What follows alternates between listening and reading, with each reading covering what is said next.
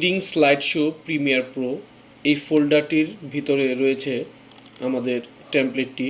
যেহেতু রার অবস্থায় রয়েছে, এটিকে আমরা এক্সট্রাক্ট হেয়ার করার পর আমরা নতুন ফোল্ডারটির ভিতরে এই মগরটি এখান থেকে আমরা প্রিমিয়ার প্রোতে অ্যাড করে নিব। তো অ্যাড করার জন্য প্রিমিয়ার প্রোতে চলে যাব। এখানে প্রিমিয়ার প্রো আমাদের ইসেনশিয়াল গ্রাফিক্সে চলে আসতে হবে।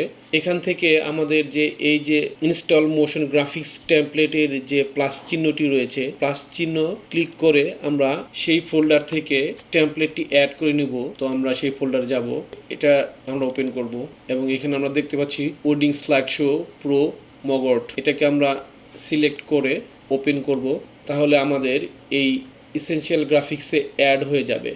এটাকে আমরা খুঁজে বের করব, সে আমাদের টেমপ্লেটটি অ্যাড হয়ে গিয়েছে। তো এই টেমপ্লেটটিকে আমরা ধরে টাইম লাইনে নিয়ে আসবো, ড্র্যাগ করে ধরে টাইম লাইনে নিয়ে আসবো। এটা একটু লোড নেবে।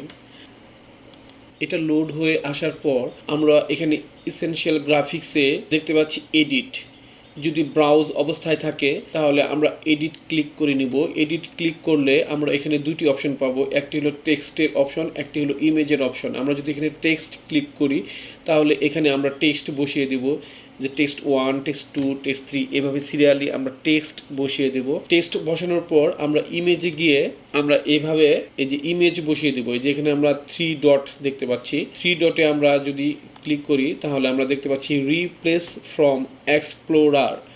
এখানে ক্লিক করলে আমাদের ফোল্ডারে নিয়ে যাবে। তবে আমরা এভাবে করব না, আমরা ইমেজের এই বক্সটিকে বড় করে নিব কাজের সুবিধার্থে। আমরা ইমেজের বক্সটি বড় করে নিলাম। নেওয়ার পর আমরা এখন এখান থেকে 3 ডটে ক্লিক করে রিপ্লেস ফ্রম এক্সপ্লোরারে ক্লিক করব। ক্লিক করার পর আমরা যে ছবিগুলো রেখেছিলাম সেই ছবিগুলো আমরা খুঁজে নিয়ে আসবো। এখন আমি যদি এই ছবিটি বসাতে চাই তাহলে এটাকে সিলেক্ট করে আমরা ওপেনে ক্লিক করলে আমাদের ছবিটি এখানে চলে আসবে। এখন আমাদের ছবির সাইজ যদি বামে বা ডানে চাপানো থাকে বা উপরে বা নিচে থাকে বা জুম ইন বা জুম আউট হয়ে থাকে, তাহলে আমরা এটাকে ঠিক করার জন্য আমরা এখানে এইচ, এক্স, ওয়াই এই তিনটি অপশন দেখতে পাচ্ছি। আমরা যদি এইচে থেকে ডানে টান দেই তাহলে আমরা দেখতে পাচ্ছি ছবিটি জুম হচ্ছে। আমাদের প্রয়োজন অনুযায়ী যতটুকু প্রয়োজন আমরা অতটুকু ওইভাবে জুম করে নেব। আর আমরা এক্সের থেকে যদি বামে টান দেই তাহলে আমরা দেখতে পাচ্ছি আমাদের ছবিটি বামে সরে যাচ্ছে। আবার আমরা যদি ডানে সরাতে চাই তাহলে আমরা এইভাবে ডান দিকে টান দিলে ডানে সরবে। আর ওয়াইতে যদি আমরা ডানে বামে করি তাহলে আমরা